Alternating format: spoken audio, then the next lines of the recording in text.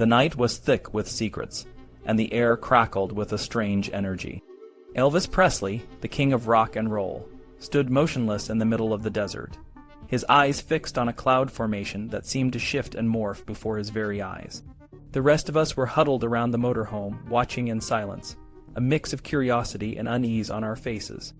"Look at that, guys," Elvis finally said, his voice low and intense. "It's the face of Joseph Stalin up there. What do you think it means, Larry?" Larry Geller, Elvis's trusted friend and self-proclaimed guru, stepped forward. His presence was like a dark shadow, always looming over Elvis, guiding him into deeper and stranger waters. "It's a diffused cloud, Elvis. Form your own conclusion," Larry said, his eyes gleaming with a knowing light. Elvis stared at the cloud for a few more moments, his brow furrowed in concentration. Then, as if a switch had flipped, he exclaimed, "I see it. Stalin represents the evil part of my nature. God is sending me a special vision to warn me about my overinflated ego." We exchanged glances, unsure of what to say. This wasn't the Elvis we knew, the fun-loving, carefree guy who loved to toss around a football or engage in some good old horseplay. This Elvis was different, influenced by Larry's strange teachings and his own growing fascination with the supernatural. But the cloud wasn't done yet. It began to transform, and before our eyes, the face of Stalin slowly turned into the face of Jesus. Elvis's eyes widened, and a smile spread across his face. "See, I was right with God again," he said, his voice filled with a newfound certainty. "Let's get back on the road. We've got a lot of miles to cover." As we piled back into the motorhome, the mood was lighter, but the questions lingered. What was happening to Elvis? How had he changed so much, and what did it all mean? Back in the city, Elvis's transformation continued. He became obsessed with death, visiting morgues in the middle of the night, lifting the sheets off the bodies, and describing the embalming process in graphic detail. It was a far cry from the Elvis we used to know, and it was unsettling to watch. His curiosity knew no bounds. He devoured books on metaphysics, numerology, and religion, carrying a Webster's dictionary around to look up words he didn't know. He even joined the Self-Realization Fellowship, a yoga organization founded by Swami Paramahansa Yogananda. The leader Dayamata reminded him of his mother, and their conversations left him feeling more at peace. But even with all this newfound spirituality, Elvis couldn't resist the allure of the counterculture. He was intrigued by the idea of using hallucinogenic drugs to achieve a higher state of consciousness.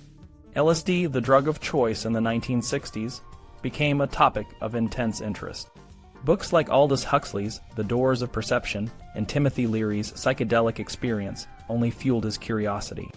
Despite his public stance against drugs, Elvis was determined to explore this new frontier. He convinced Red and me to join him in a little experiment. We took the LSD, and the world around us began to shift and change in ways we never imagined. Red, with his guitar, tried to write a song, but he was too jumpy. I, on the other hand, had a more intense experience. I saw visions, heard voices, and even believed I could see through my own skin. It was a wild ride, and one I never wanted to repeat. Elvis, however, wasn't done. He decided to take the plunge himself, and one night at Graceland, he, Priscilla, Lamar Fike, and Jerry Schilling joined him. The results were mixed. Elvis watched a movie and ordered a pizza, while Priscilla had a deep emotional breakdown. Lamar, in a moment of pure bizarre, fell in love with a tree and kissed it, but the strangest part was yet to come. After the LSD, Elvis started seeing things, angels, flying saucers, and more. One night, he announced he saw a flying saucer and went off to investigate, leaving us all wondering if he had been taken by aliens. Elvis's new beliefs and experiences were a far cry from the simple, fun-loving guy we once knew. His journey into the unknown had only just begun, and we were all along for the ride, unsure of where it would lead. Elvis and Shelley worked hard to make their movie, Girl Happy, a success, even if the script wasn't the best. Shelley stayed true to her partner, Lou, and Elvis respected her for it. Despite his efforts, Elvis couldn't win Shelley's heart, but they had great chemistry on screen. After the movie, Elvis moved on to another co-star, Miss America Mary Ann Mobley. They were friends, and she was a sweet and funny Southern belle. When the filming ended, They went their separate ways but stayed in touch. During the shoot, many celebrities visited Elvis, including Anne Margaret. Even though their romance had cooled, they still had a special bond. Elvis always brightened up when Anne was around. Another visitor was Linda Bird Johnson, the daughter of President Lyndon B. Johnson. She and Elvis had a good time together, and Elvis even played a prank on the Secret Service agents who were with her. He and his friends pretended to be Elvis's personal security team, copying everything the agents did. It was a fun moment, even if the agents didn't laugh. Elvis was also paid a lot of money to make movies, but he wasn't happy with the scripts and some of the songs he had to sing. He particularly disliked a song called the Fort Lauderdale Chamber of Commerce. Despite this, he enjoyed working with Shelley, Gary Crosby, and the director, Boris Sagal. Elvis and his friends liked Boris a lot, but it was sad to hear that Boris died in a helicopter accident later. As Elvis turned 30, his career seemed to be in a rut.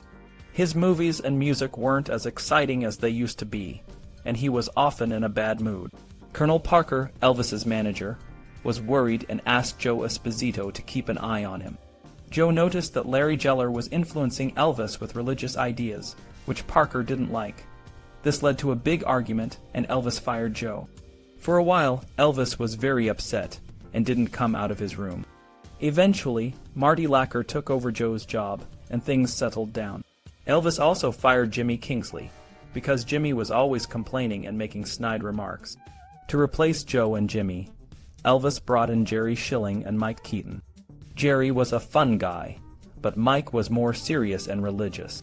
Mike didn't fit in well and left after a few months. Elvis and his friends missed Joe, and they eventually welcomed him back. In 1964, Elvis started working on a new movie called Tickle Me. The studio was almost broke, but they managed to pay Elvis a lot of money. The movie was about a rodeo rider who works at a health ranch and finds love. Jocelyn Lane played the leading lady, and she and Elvis got along well. The movie wasn't great, but it made a lot of money, which was good news for the studio. Elvis's 30th birthday was a big deal. People saw him as part of the establishment now, but he still wanted to do more with his career. He was excited about his next movie, Harum Scarum, where he played a movie star caught up in international intrigue. He even looked like Rudolph Valentino in his costumes. However, the movie was produced by Sam Katzman, who was very cheap. The sets and costumes were old and worn out, and the script wasn't very good. Elvis didn't enjoy making the movie, but he still gave the cast and crew special watches as a thank you. Elvis's career was at a crossroads, and he was looking for new directions. He was interested in religion and family history, and he even thought he might be Jewish. He had a Jewish star put on his mother's gravestone and donated money to a Jewish community center. Despite the challenges, Elvis kept working and trying to find his place in the world. The movie was a mess, and even Colonel Parker, Elvis's manager, knew it. In a bizarre attempt to salvage the film, Parker suggested a camel should narrate it. Elvis, usually at the mercy of the Colonel's ideas, drew the line this time. Surprisingly, the film still made a $2 million profit, with Elvis taking 50% of the earnings. Despite the film's unlikelihood of success, it showed that even when things went wrong, Elvis still came out on top. Elvis's next film, Frankie and Johnny, was a different story. Set on a Mississippi riverboat, the movie was a period piece based on the old folk song. The sets at Samuel Goldwyn Studios were magnificent, recreating 19th century New Orleans. Elvis played Johnny, a compulsive gambler who finds a good luck charm in Nellie Bly, played by Nancy Kovac. Donna Douglas, known for her role as Ellie Mae Clampett in The Beverly Hillbillies, played Frankie, the love interest. Donna was a sweet and intelligent woman, and she and Elvis often talked about philosophy, religion, and books during breaks. Unlike many of his co-stars, Donna was one of the few Elvis didn't try to seduce, probably because of her strong faith. The movie didn't do well overseas, but it was one of Elvis's better films, and he still made a good deal of money from it. This, combined with his record royalties, BMI performance royalties, and merchandise income, meant Elvis was doing well financially. However, he couldn't help but go on a spending spree. Jerry Schilling showed up with a new Triumph 650 motorcycle, and Elvis, already a Harley-Davidson owner, decided he wanted a fleet of Triumphs for his friends. Alan Fortes ordered 12 bikes, and Bill Robertson of Triumph Hyundai had them assembled on the spot. The group, including Red and Joe, learned to ride, and they often went on motorcycle rides around Los Angeles, earning the nickname Hells Angels. However, the noise from the bikes upset the neighbors, who complained to the Beverly Hills Association. To keep the peace, Elvis hired a driver to transport the bikes by trailer whenever they wanted to ride. It was a strange situation, but it just showed how much the king of rock and roll had to navigate the demands of his fame. Meanwhile, the Beatles were taking the world by storm. In just 18 months, starting from January 1964, they had 16 top 10 hits, 9 of which hit number 1. Their album sales were equally impressive, with 6 albums reaching the top spot. The Beatles even made a successful foray into Hollywood with A Hard Day's Night, a movie that Elvis and his friends enjoyed. The film was praised by critics, and even received Academy Award nominations. Elvis, despite his success, never quite received the same level of recognition from Hollywood.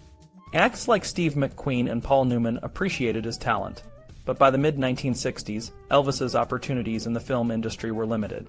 The Beatles, however, always credited Elvis as their inspiration. John Lennon famously said, "Before Elvis, there was nothing." Paul McCartney, in particular, was a skilled impersonator of Elvis, and he performed covers of Elvis's songs on his albums. The Beatles expressed a strong desire to meet Elvis, and their manager, Brian Epstein, contacted Colonel Parker to arrange a meeting. After some negotiations, the meeting was set for August 27, 1965, at Elvis's home in Bel Air. The night was filled with tension and excitement. When the Beatles arrived, Elvis was sitting on the couch, smoking a cigar and channel surfing. The Beatles were nervous and a bit starstruck, and the initial silence was broken when Elvis joked about not wanting to be treated like a king.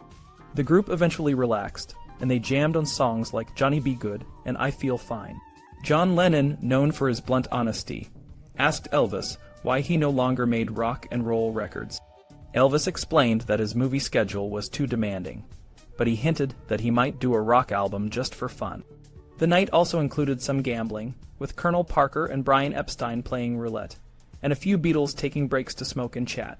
The meeting was a mix of music, laughter, and deep conversations. Despite the changing tides of fame, the night showed that the king of rock and roll still had a powerful presence, and the Beatles, the new kings of music, respected him deeply. Elvis sprang up from the couch, his eyes gleaming with excitement. "Come on, I want to show you something," he said, leading the group to his garage. There, under a spotlight, sat his brand-new black Rolls-Royce Phantom 5. The car was longer than the standard model, with extra legroom in the back. It was a real showstopper, and it had cost him a small fortune, around $50,000, which was a lot of money back then. George Harrison, who loved cars and racing, couldn't stop admiring it. The night was getting late, and by 2 a.m. the Beatles were ready to leave. John, always the joker, put on his Inspector Clouseau accent. "Thanks for the music," he said, pumping his fist in the air, "and long live the king." Everyone laughed, and the tension from earlier seemed to melt away. Before they left, Colonel Parker, Elvis's manager, stepped forward with gift bags for each Beatle. Inside were boxes of Elvis records, and some strange table lamps shaped like covered wagons. No one was quite sure what the lamps were for, but everyone got one. Brian Epstein, the Beatles' manager, invited them to visit the Beatles' rented home in Benedict Canyon the next night. "We'll see," Elvis said, shifting uncomfortably. "I don't know if I'll be able to make it or not." He walked them out to the driveway and said, "If you ever get to Memphis, make sure you come and see us." And just like that, the historic meeting was over. After the Beatles left, Elvis seemed relieved, but also a bit wistful. "That was a lot different than I thought it would be," he said. "A lot better. That was some good times there." But for some reason, he didn't feel like going to Benedict Canyon the next night. Instead, Jerry, Richard, Billy, Marty, and I drove over to the Beatles' ranch-style house. It was chaos. The police were everywhere, keeping the screaming fans at bay. Mal Evans, the Beatles' road manager, showed us around. The house had an amazing view of the Los Angeles Valley, and each Beatle was in a different room doing their own thing. Ringo was friendly and asked if we wanted to play pool, but there wasn't one. John came over and said, "Last night was the greatest night of my life." But the other Beatles just nodded and went back to what they were doing. Elvis and the Beatles didn't stay close over the years. Elvis didn't like their public image, especially their use of drugs and their anti-American stance during the Vietnam War. He was proud of his service in the military and didn't appreciate foreigners criticizing the U.S. He was also shocked when John Lennon said the Beatles were more popular than Jesus. Elvis would never say something like that about himself. He was content being the king and having the Beatles, even if just for one night, as his courtiers. Elvis and Priscilla's relationship was also changing. Priscilla had been living at Graceland, while Elvis was busy with his movies in California. At first, she was meek and compliant, but she started to change. She became more confident and a bit cocky, just like Elvis. She also started reading the gossip magazines and getting upset about the photos of Elvis with other women. She began to confront him, and Elvis would always say, "Don't you trust me, baby?" But she wasn't buying it anymore. Priscilla started to get more suspicious. She would check Elvis's makeup kit, look through the trash, and even stake out the mailbox for love notes. She even tried to catch him off guard by calling the house, pretending to be someone else. One night, she even staged a fake suicide attempt to get his attention. But it didn't work. Elvis just got angry and told her to stop acting stupid. Finally, Elvis agreed to let Priscilla move back to California with him. In February 1966, they moved into a new house in Bel Air. It was a ranch-style home with a lot of privacy, but it was also very crowded with all of us living there. The house had an intercom system connected to the front gate, which came in handy one night when Priscilla was in trouble. I was in my room when I heard Priscilla's voice over the intercom, screaming for help. I ran to the gate and saw a large girl, whom we called Tiny, grabbing Priscilla's hair. Tiny was a regular at the gate, and she was mad at Priscilla. When she saw me, she let go and ran to her car. Elvis came out, saw what was happening, and started yelling at Tiny. He was so angry that he started kicking the car and pounding on the windshield, demanding that she open the door. I managed to get Tiny to leave before Elvis could do something he might regret. A few weeks later, Elvis started filming a new movie called Spin Out. Priscilla sensed his attraction to the actress Shelley Fabares and got very jealous. They had a big argument, and Elvis told her to pack her bags and leave. But it was just his way of trying to make her feel important. After a while, he told her to unpack and stay. It was his way of showing her that she was irreplaceable to him. On set, Elvis's old friend Cliff Cleaves showed up, asking for a part in the movie. Elvis gave him a small role, but Cliff froze when it was time to act. Elvis was furious but laughed about it later. Deborah Wally, another actress in the movie, became close friends with Elvis. They talked a lot about acting and religion, and Elvis even took her to a meditation center. Deborah ended up falling in love with Elvis, but he saw her as more of a sister. Elvis's interest in movie-making changed around this time. He bought a new video camera and started making his own private tapes. He would film for hours and watch them in his room. On one trip back to Memphis, he even filmed a 4-day session with a regular girlfriend at a motel in Albuquerque. Some of the married guys got upset because they wanted to see their families, but we stayed until Elvis was done. Elvis even filmed Priscilla and another woman wrestling in their underwear. He liked simple white lingerie. After Elvis died, Priscilla destroyed a lot of these tapes. Elvis's movie career was changing too. Audiences were growing up, and his films weren't as popular anymore, but Elvis didn't mind. He was more interested in making his own films and enjoying his life with Priscilla and his friends. Elvis was always on the hunt for something new and exciting.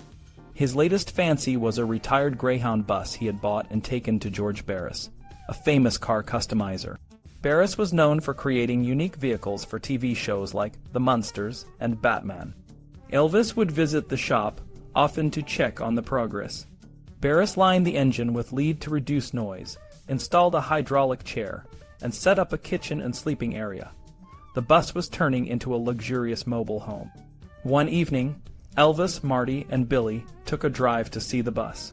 After inspecting it, Elvis announced it was a baby blue Cadillac convertible night. We drove to a Cadillac dealership, but they didn't have any blue convertibles, so we headed to another dealership. There, Elvis spotted a beautiful black on black convertible and decided to buy it for me, Sonny. I was stunned and couldn't accept it at first, but Elvis insisted. He said he wanted to thank me for my loyalty and support. I was overwhelmed and grateful. Elvis's generosity didn't stop there. He bought Caddy convertibles for all of his friends over the next few days. He also made significant contributions to Memphis charities and helped individuals in need. One of his most touching acts was buying a wheelchair for a poor elderly woman who used roller skates to get around. When we delivered the wheelchair, her reaction was heartwarming. She was so grateful, and it didn't matter to Elvis whether she knew who he was. He just wanted her to know that someone cared.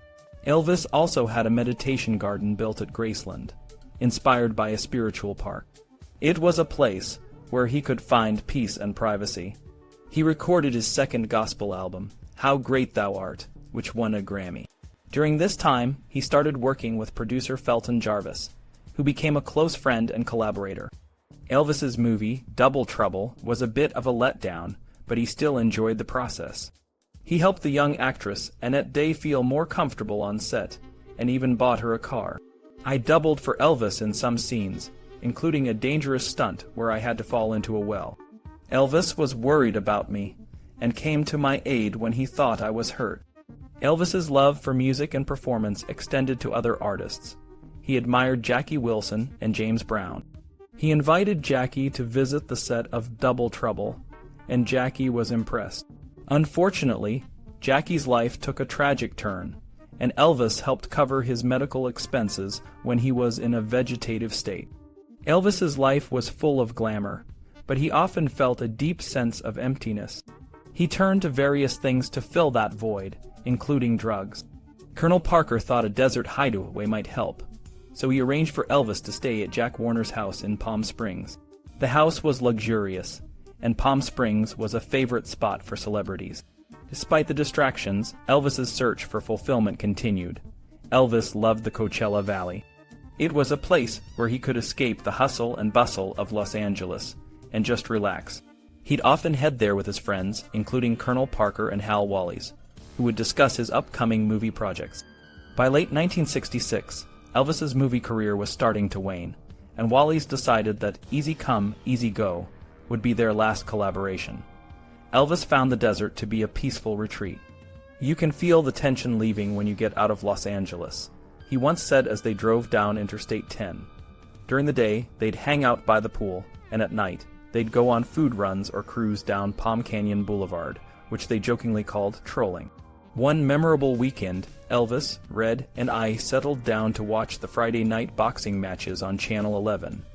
Elvis had some pot he'd gotten from a friend in Los Angeles, and we all lit up. The stuff was really strong, and before long, Red was convinced that the boxing match was in round 11 because he saw the number 11 on the TV. When we explained that it was just the channel number, he tried to cover it up with his hand to find the channel. He ended up slipping on a rug and falling flat on his back, which made us all laugh even harder. Later, the munchies hit. Red made himself a ham and cheese sandwich, and I decided to make a BLT. The bacon took forever to cook, and by the time I was done, Red had already finished 2 sandwiches. Just as I was about to take a bite, Elvis came into the kitchen, drawn by the smell of bacon. He had taken a sleeping pill, but it hadn't kicked in yet, so I gave him the sandwich I had made for myself. I made another one for me and ate it quickly, afraid Elvis would come back for seconds. But he was already sound asleep in his room, and the plate was clean. Elvis wanted a place to call his own in Palm Springs, so he leased a modern house at 1350 Ladera Circle. The house, known as the Alexander House, was a unique circular design with a living room that had a 64-foot built-in couch, a freestanding fireplace, and shag carpeting. It also had a centralized vacuum system, a swimming pool, a private garden, and a tennis court. The place was so futuristic that Look magazine called it the House of the Future. While living there, Elvis started work on Easy Come, Easy Go. He played a former Navy frogman named Ted Jackson, who helps a free-spirited woman named Dodie Marshall find a treasure in a sunken ship. Pat Priest, who was known for playing wholesome characters, took on the role of the villainous Dina Bishop. She and Elvis became good friends, and he even sold her a used black Eldorado Cadillac for $3,000. She later joked that she had thrown away her retirement fund. Pat Harrington, who played a nightclub owner in the movie, provided a lot of comic relief on set. One day, while we were on a boat on the soundstage, Pat started telling funny stories. Director John Rich tried to match Pat's story for story, but his efforts were forced and not very funny. Rich's growing discomfort made us laugh even more. Elvis and Pat had a running joke that broke them up, and after a few takes, Rich exploded and kicked everyone off the set. Elvis then took Rich aside and told him, "I make these movies because I have fun while making them. When the fun stops, then I stop, and my guys go when I tell them to go." The movie wrapped without further incident in November. Back at Graceland, Elvis received a call from Priscilla's father, asking when he was going to marry his daughter.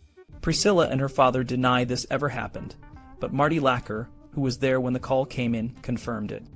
Elvis never told us he was engaged to Priscilla, and he wasn't good at keeping secrets. Over the years, Priscilla has portrayed their relationship as a fairy tale romance, but their marriage lasted only 6 years. After their divorce, she was forbidden to use the name Presley for a career in the entertainment business, but she took it back after Elvis's death. Elvis bought Priscilla a black quarter horse named Domino for Christmas, 1966. He started riding horses and soon bought more, including a golden palomino named Rising Sun. By February 1967, he had 20 horses on the property. To accommodate them, he raised a small house and renovated the barn. He even bought a bulldozer to do the work. Elvis then started looking for a ranch. Priscilla found a 160-acre place near Horn Lake, Mississippi, called Twinkletown Farms. It had a small white arched bridge, a barn, and a herd of cattle. What really caught Elvis's attention was a huge concrete cross in the pasture. He saw it as a sign from God, and bought the place for $437,000. He renamed it the Circle G, and made Alan Fortas the ranch foreman. One day, Lamar got on Charlie's horse, and the horse started backing up. Lamar panicked and kept saying, "Whoa," but the horse just backed up more. It ended up flipping over backward with Lamar on it. The horse then stepped on Lamar's leg, and he was left moaning and cussing. Priscilla jumped off her horse to help him, while the rest of us laughed. Lamar was fine after a few days, but the horse never rode the same again. Charlie tried to ride it, but could only get it to back up. Elvis's solution was to just turn the saddle around and ride him backward. Elvis went on a buying spree, giving each of his friends a truck. He ended up buying about 25 trucks in a week, mostly Ford Rancheros and Chevy El Caminos. Vernon nearly choked when he saw the bill for $100,000. Elvis also planned to give each member of his inner circle 1/2 acre of land and a down payment to build their own homes. He even wanted to insert a provision in the ranch deed that if anyone stopped working for him or was fired, he could buy back the land at market value. He also planned to replace the small ranch house with a replica of Graceland.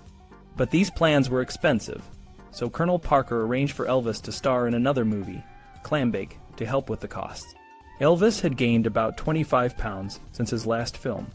He got plenty of exercise on his ranch, but he ate whatever he wanted: hot dogs, cheeseburgers, bacon sandwiches, pork chops, chicken fried steak, cured smoked ham, deep-fried peanut butter and banana sandwiches, cakes, pies, ice cream, and brownies. Not exactly the healthiest diet. When Elvis showed up to the set a week early, he was in a bad mood. The script was the same old stuff: sing a few songs, kiss a few girls, and punch out a couple of guys. The director, Arthur Nadel, was upset because Elvis was out of shape. The wardrobe department had to work overtime to find clothes that would hide his extra weight.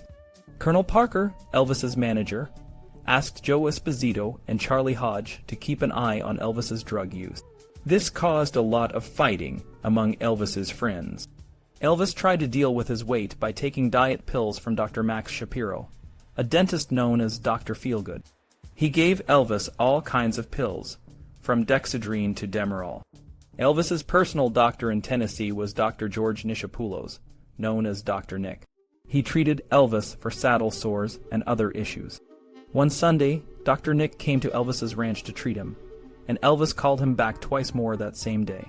One time, Elvis even tracked down a Walgreens pharmacist at his home. Elvis told the pharmacist he needed medication for some ailments, and couldn't reach his doctor. The pharmacist let Elvis into his bathroom, and Elvis took a bunch of drugs from the medicine cabinet. When the pharmacist worried, Elvis said he'd get a prescription later. The night before filming for Clambake was set to start, Elvis tripped over a TV cord and hit his head. Priscilla found him unconscious and called for help. Dr. Mee Gorson and a radiologist, George Ellerding, came over with a portable X-ray machine, but Elvis was fine except for a lump on his head. Colonel Parker was furious. He called the studio to say Elvis would be 2 weeks late, and gathered everyone to lay down the law. He blamed Larry Geller, who filled Elvis's head with mystical ideas. Parker said they needed to make changes, including taking pay cuts and stopping personal problems from affecting work. He also reinstated Joe Esposito as the main person to watch over Elvis. Elvis sat quietly during the meeting, looking down. Larry Geller left soon after, and Elvis and Priscilla burned everything he left behind. In 1967, society was changing. The hippie movement was in full swing, and new bands like the Beatles and the Rolling Stones were taking over. But Elvis's career wasn't changing with the times. He was still making the same kind of movies, and his original fans had grown up. For Clambake, Elvis worked with a familiar cast, including Will Hutchins, Bill Bixby, and Shelley Fabares. The director, Arthur Nadel, let Elvis and his friends have fun on set with water and pie fights. One day, Red hit Elvis with a water balloon, and Elvis just walked back into his trailer to get redone. Elvis played an album by Charles Boyer in his dressing room, and he gave copies to the whole cast and crew.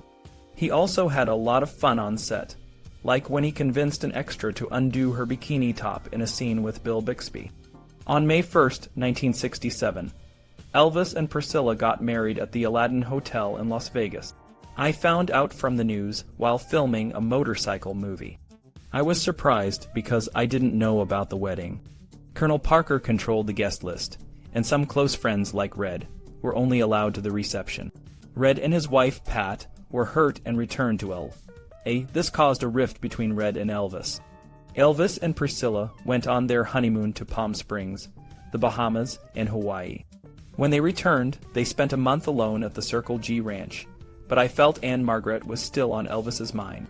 She had just married Roger Smith, and Elvis sent her a guitar-shaped flower arrangement for her shows in Vegas. Elvis and Priscilla's relationship had its ups and downs. When Priscilla told Elvis she was pregnant, he was surprised and even considered a trial separation.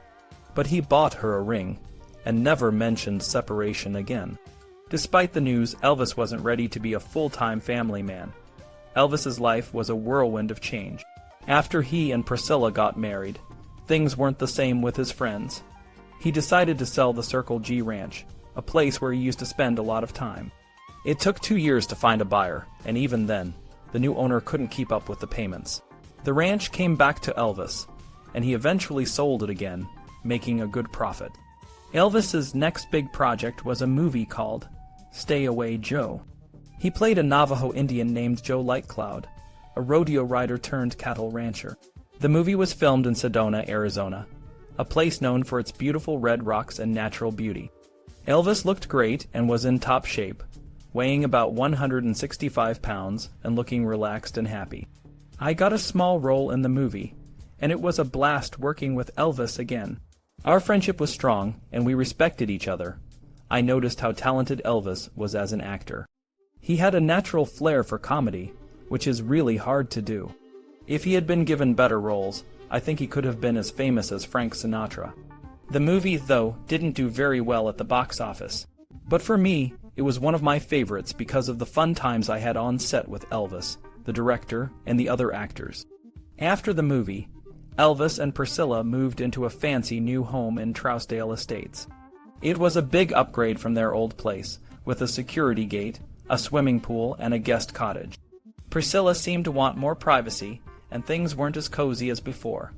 Then, on February 1st, 1968, Lisa Marie was born. She was the most beautiful baby, and Elvis was over the moon.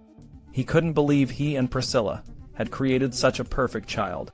He was going to be the best dad, making sure Lisa Marie had everything she needed and showering her with love. But things weren't as rosy between Elvis and Priscilla. Elvis found it hard to be a committed husband. He still saw Priscilla more as a mother than a wife, and this made it difficult for him to be intimate with her. He often turned to other women for comfort, and eventually Priscilla did too. She started taking dance classes and had an affair with her instructor, Steve Peck. Elvis didn't seem to mind as long as it didn't cause a public scandal. Elvis's career was in a bit of a rut. His movies weren't doing well, and he was mostly recording songs for them. But things changed when he got a chance to do a Christmas special for NBC. It was a big risk to go from movies to TV, but it paid off. The special was amazing. Elvis wore a skin-tight black leather outfit and performed with such energy that it felt like the old Elvis was back. The special was a huge success, and it helped revive his career. Elvis was excited about the special, and when I saw it, I was blown away. I knew it was going to be a hit.